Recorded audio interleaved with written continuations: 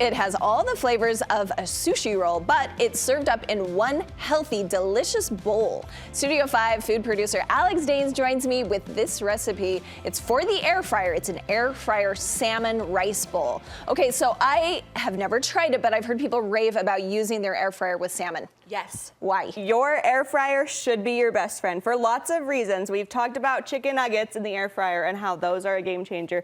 Chick-fil-A no more, we do it at home. But cooking fish in your air fryer is so efficient and so nice because one, it heats up really, really quickly, but two, I'm pregnant. Yeah. I carried this to the garage last night as I was making this for dinner, and I put the whole unit in the garage, and then my whole house didn't have to smell like fish. And so I think that's a #1 turnoff for people when they're cooking fish and preparing it, is that it gets into your house and then they don't love how it smells. So I love this appliance for lots of reasons. It cooks things really fast, but I also love that it's mobile and I can take it wherever I need to. Okay, well, you have this beautiful raw salmon here, and tell us how you prepared that part of it. Yeah, so this recipe is so easy. It's one that you can do in a meal plan rotation, and I'm using salmon, but you could totally use chicken if you don't have salmon lovers at your house. The cooking method and marinade is all the same. Okay. Preparing it is really, really simple. I like to keep the seasoning on this simple. So I'm just doing some salt along with some pepper. And then the secret ingredient here, you want to season all of your layers, but the secret ingredient is Old Bay seasoning. Do you use this with your fish?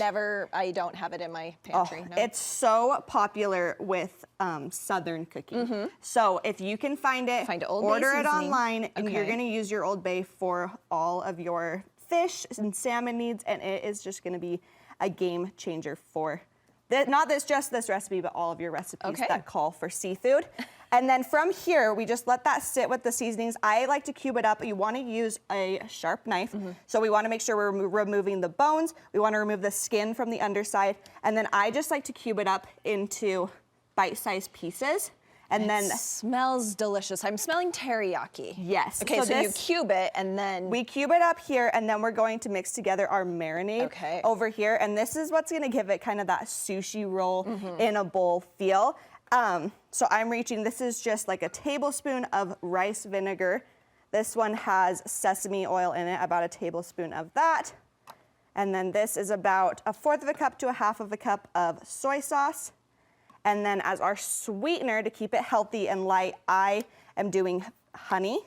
Okay. You could also do brown sugar, but I think the honey works really great in this marinade. I love honey in a marinade, yeah. So good. And so we just whisk that all together. And then if you want to give this a little bit of a kick of spice. I feel like a lot of people, especially when it comes to sushi, they like a little bit of spice in their recipe.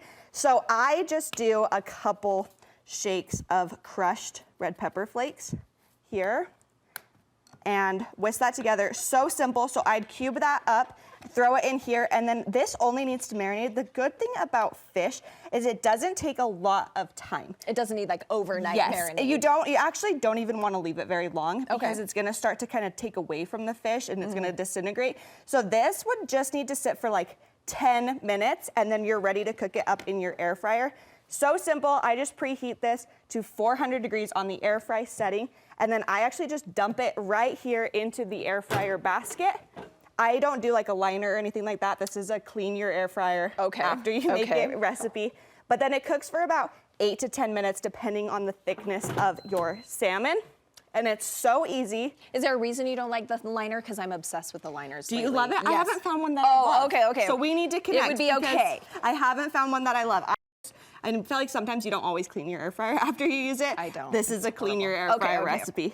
But then when it comes to plating, so simple here. We're just gonna take, this is cubed cooked salmon. And you've just got a bowl of cooked rice. A bowl of cooked rice, and I prefer basmati rice. I was talking to some of the coworkers here, and they hadn't heard of basmati. Have you heard of basmati? I say it basmati. I might be saying it wrong, so I don't know. But yes, I know basmati. The flavor is so good standalone. So I sometimes like to flavor it with a little bit of coconut milk, but it doesn't need it. So easy.